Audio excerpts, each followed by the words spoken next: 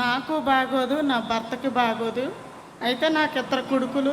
నా పెద్ద కొడుకు గత సంవత్సరం 2017వ తారీఖున 1వ నెల యాక్సిడెంట్ అయింది, చనిపోయాడు, స్పాట్ డెడ్. అయితే దిక్కు తోచక, ఎందుకంటే ఆ బిడ్డే మా కాదర్న మమ్మల్ని చూసే బిడ్డ. ఎందుకంటే పెళ్ళిళ్ళు కాలేదు పిల్లలిద్దరు.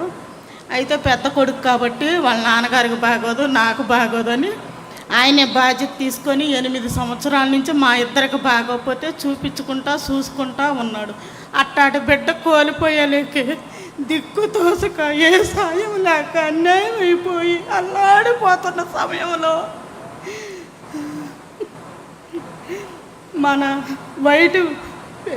మన వెంకట్రావు గారు, మన గ్రామానికి వెంకట్రావు గారు వైట్ పేషెంట్ ఉన్నారు.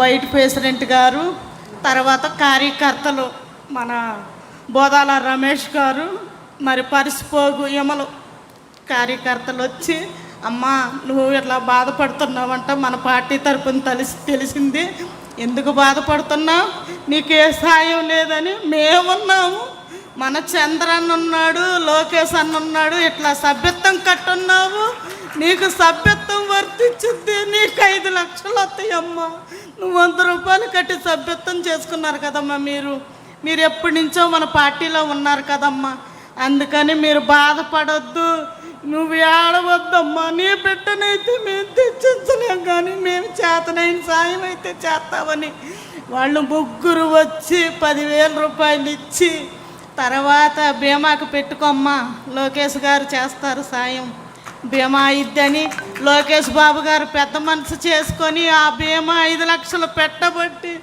ఆ 5 లక్షలను మాకు అందబట్టి నా చిన్న కుమారుడికి పెళ్లి చేసుకొని నా ఆర్థిక పరిస్థితులన్నీ తీర్చుకొని మేము ఇలా ఉన్నామంటే చంద్రబాబు గారు, లోకేష్ బాబు నా పుట్టింటి వాళ్ళలాగా ఆదుకున్నారు, నా తోడ పుట్టిన వాళ్ళలాగా. లోకేష్ బాబు గారు, చంద్రబాబు గారికి నేను జీవితకాలం రుణపడి ఉంటాను. నా జీవితం అంతా ఈ పార్టీకే నేను నిలబడతానని నేను హామీ ఇస్తున్నాను. ఈ పార్టీయే జీవితకాలం రావాలని కోరుకుంటూ మనస్ఫూర్తిగా.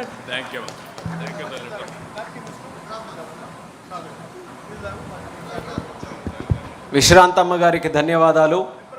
ఆమె తాలూకా ఆవేదన, ఆమె తాలూకా బాధ కేవలం ఆమె తాలూకా కథ మాత్రమే కాదు, తెలుగుదేశం పార్టీలో ఎంతోమంది కుటుంబాలకి మన అన్న లోకేష్ అన్న గారు మొదలుపెట్టినటువంటి కార్యకర్త సంక్షేమ నిధి కానీ, మన ఇన్సూరెన్స్ కార్యక్రమం కానీ, ఆపదలో ఉన్నటువంటి ఆ కుటుంబాలకి ఏ రకంగా భరోసా ఇస్తూ వాళ్ళ పిల్లల జీవితాలకి ఒక పునాది ఇచ్చే కార్యక్రమం ఎలా చేస్తుందనడానికి విశ్రాంతమ్మ గారు చెప్పినటువంటి మాటలే మనందరికీ కూడా ఒక భరోసా అనేది మరొకసారి తెలియజేసుకుంటూ, ఇప్పుడు ఇదే తీర్మానాన్ని బలపరచవలసిందిగా సూదిమల్ల సునీతమ్మ గారిని వేదిక మీదకు ఆహ్వానిస్తున్నాం.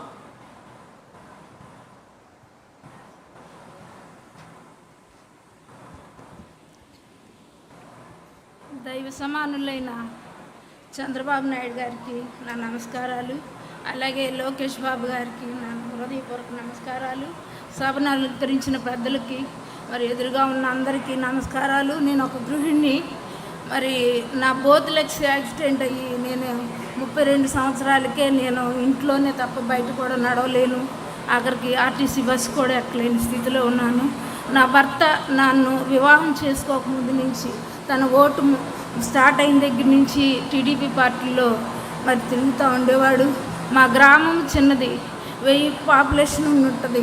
అయితే ఆ స్థాయి నుంచి నా భర్త ఎప్పుడు తిరుగుతూ ఉండేవాడు పార్టీలో.